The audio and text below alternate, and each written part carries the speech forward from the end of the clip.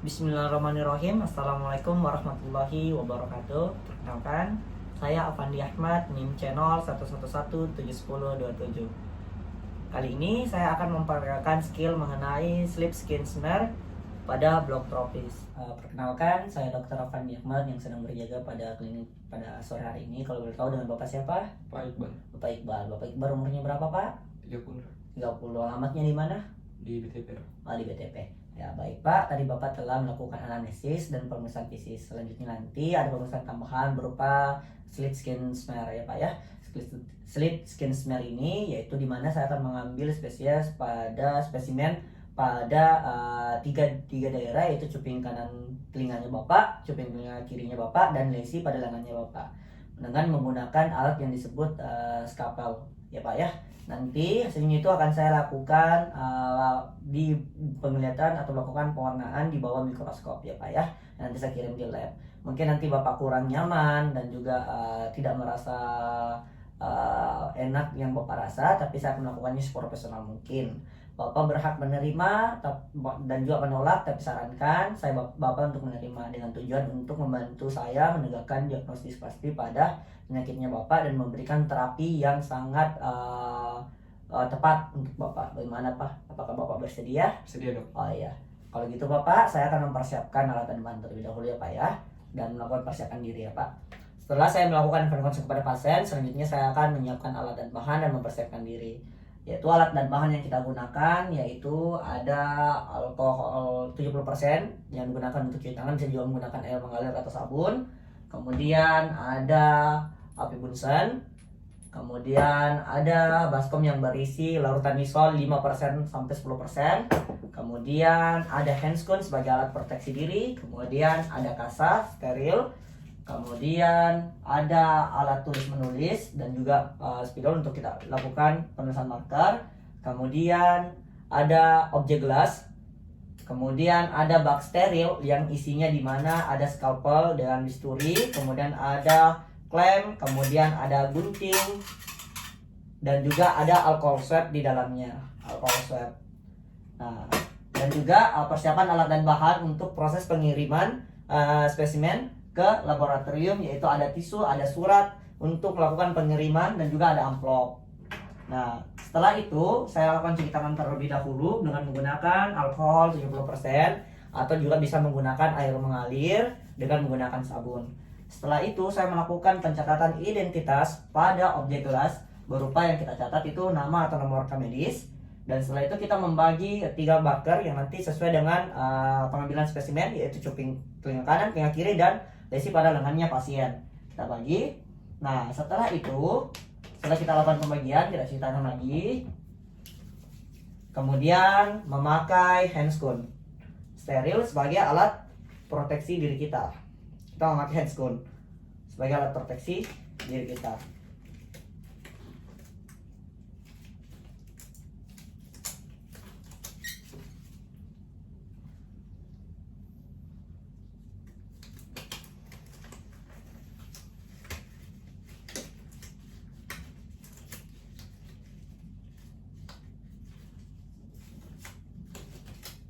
Baik, setelah saya memakai handscoon, saya akan memposisikan pasien agar saya lebih dimudahkan dalam mengambil spesimen pada pasien.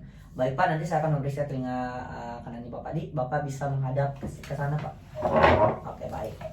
Ya, setelah kita memposisikan pasien, ada 3 menentukan posisi kita akan lakukan spesimen. Ada 3 tempat yang akan kita lakukan pengambilan spesimen. Yang pertama cuping telinga kanan, cuping telinga kiri, dan tempat lesinya. Dalam hal di sini yaitu di lengan dari pasien. Adapun ciri-cirinya yaitu berupa lesi aktif dengan peninggian serta berwarna merah. Nah, baik, setelah itu saya akan langsung akan siap melakukan pengambilan spesimen setelah mempersiapkan pasien. Jadi Bapak tenang ya Pak ya. Mungkin Bapak sedikit kurang nyaman. Yang pertama yang saya lakukan yaitu membuka alkohol swab atau mengambil alkohol swab sebagai disinfektan pada daerah yang kita akan lakukan insisi, yaitu di cuping telinga kanan secara sirkuler dari dalam keluar. Setelah itu kita buang ke tempat sampah medis. Kemudian sambil tunggu kering kita ambil klem, kemudian mengambil bisturi, Kemudian kita pegang scalpel, kemudian kita memasangkan bisturi sampai terdengar bunyi klik. Nah, setelah bunyi klik, kemudian kita lakukan fiksasi atau penekanan pada daerah cuping telinga kanan pasien dengan menggunakan 2 jari, jari telunjuk dan ibu jari. Kita lakukan penekanan seperti ini dan kita tunggu sampai berwarna pucat atau berwarna putih. Setelah itu kita lakukan insisi. Kita lakukan insisi sepanjang 5 mm dan sedalam 2 mm di atas dermis. Setelah itu, setelah mencapai panjang 5 mm dan dalam 2 mm, kita putar scalpel 90 derajat. Setelah kita putar 90 derajat, kita lakukan pengkerokan. Kita ambil bubur jaringan epidermis. Setelah itu, kita simpan ke objek gelas yang tadi sudah kita siapkan, yang telah kita siapkan tadi label nama, dan kita sudah lakukan marker berupa pembatasan. Kemudian kita letakkan tadi bubur jaringan. Kita letakkan bubur jaringan yang tadi isinya bubur jaringan epidermis. Kita letakkan, kemudian kita lakukan pembesaran sebesar 8 mm berbentuk lingkaran. Setelah itu kita lakukan penutupan, bisa menggunakan alkohol swab dan bisa juga menggunakan kasah dan plester seperti ini. Kita lakukan penutupan seperti itu. Nah, kemudian setelah itu saya akan melakukan disinfektan pada scalpel yang tadi telah kita gunakan. Kita lakukan disinfektan dengan menggunakan alkohol swab. Kemudian melidatikannya selama 4 detik di lampu bunsen. Setelah itu kita siap mengambil spesimen lagi ke tempat cuping telinga kiri. Terlebih dahulu kita posisikan lagi pasien. Jadi bisa kita menghadap sebelah sana, Pak.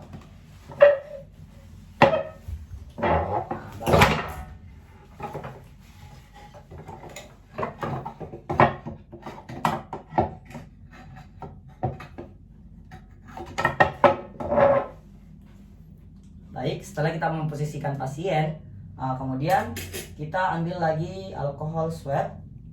Kita lakukan disinfektan pada daerah cuping telinga kiri pasien secara sirkular dari kiri ke kanan, dari dalam keluar. Setelah itu kita simpan, buang, kemudian kita ambil scalpel yang tadi telah kita sterilkan. Kita lakukan lagi hal yang sama seperti kita lakukan pada telinga kanan pasien. Kita lakukan penjepitan sambil tunggu sampai putih, kemudian kita lakukan insisi sepanjang 5 mm dan sedalam 2 mm di atas dermis. Kemudian kita putar 90 derajat, kemudian kita lakukan pengkerokan. Kita ambil bubur jaringan epidermis. Kemudian kita letakkan di gelas objek yang sama. Lakukan pembesaran sebesar 8 mm berbentuk lingkaran. Setelah itu kita lakukan juga penutupan luka kepada pasien, baik bisa menggunakan alkohol swab dan bisa juga menggunakan kasar dengan plester. Kita lakukan penutupan luka, kemudian kita sterilkan lagi yang telah kita pakai dengan menggunakan alkohol swab, kemudian melidatikannya dan siap untuk digunakan. Dan kita posisikan lagi pasien ke lesi yang akan kita lakukan pengambilan. Bapak bisa kasih gini lengannya, Pak. Oke, Pak. Simpan di sini. Nah, kemudian kita lakukan lagi disinfektan pada daerah dari dalam keluar. Kemudian kita ambil scalpel yang tadi sudah kita sterilkan. Kemudian tegangkan sedikit. Kemudian kita akan mengambil spesimen dengan hal yang sama seperti tadi, yaitu panjang 5 mm, dalam 2 mm. Kita putar 90 derajat. Kita lakukan di atas epidermis. Kita lakukan pengerokan, mengambil bubur jaringan epidermis. Setelah itu meletakkannya di objek gelas yang sama. Pastikan bahwa ketika kita mengambil ketiga sampel ini tidak ada darah yang terambil biar tidak mengganggu dari pewarnaan dan ketika kita melihat di bawah mikroskop. Bentuknya juga sama, yaitu 8 mm berbentuk lingkaran. Nah, setelah itu kita tunggu sampai kering di suhu ruangan. Sambil kita tunggu sampai kering ya, Pak, selesai. Kemudian kita tutup luka lagi tadi yang telah kita lakukan. Kita tutup luka, bisa menggunakan alkohol maupun kasa dengan plester. Nah, setelah lakukan pemeriksaan tadi, kita tunggu sampai kering di suhu ruangan atau suhu kamar sambil kita membersihkan alat dan bahan. Pertama kita lap lagi dan pakai alkohol. scalpelnya, kemudian kita ambil clamp, baru kita buka bisurinya, kemudian kita buang ke tempat sampah medis. Setelah itu alat dan bahan ini kita simpan ke dalam larutan disol. Setelah itu kita ambil lap lagi. Kita ambil lap yang sudah ada larutan disolnya, kita lap pada daerah meja yang telah kita lakukan tadi pemeriksaan, kita buang lagi. Nah, setelah itu kita lakukan cuci tangan atau merendam tangan kita di larutan disol.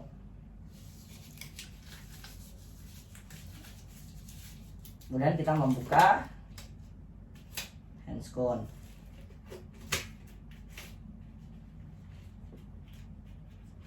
Sudah membuka handscone, kita lakukan lagi fiksasi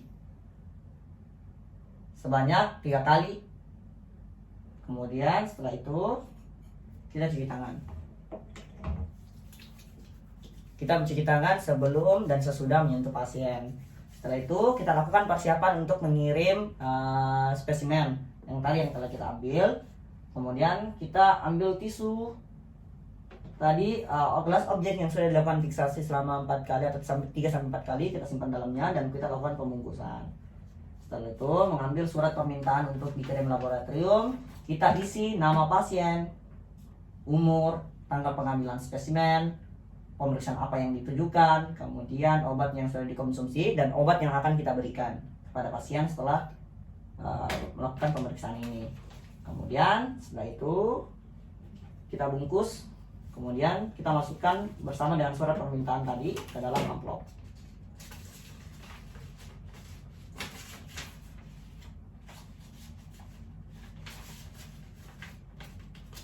Ke dalam amplop. Baik. Setelah itu kita siap untuk melakukan pengiriman ke bagian laboratorium. Dan setelah itu kita akan lakukan edukasi kepada pasien. Baik Pak, jadi tadi saya sudah melakukan pemeriksaan yaitu slit skin smear. Tadi jadi mungkin tunggu beberapa hari lagi untuk mengetahui hasilnya Pak ya. Nanti Bapak ditelepon untuk mengetahui hasilnya. Untuk kedepannya mungkin Bapak lebih menjaga kebersihan diri, makan yang teratur, makan yang bergizi, rajin olahraga ya Pak ya Pak. Kemudian mungkin Bapak bisa lebih menjaga kesehatannya lagi. Bagaimana Pak, ada yang ingin ditanyakan? Oke, kalau gitu terima kasih Pak, semoga lekas sembuh ya Pak ya.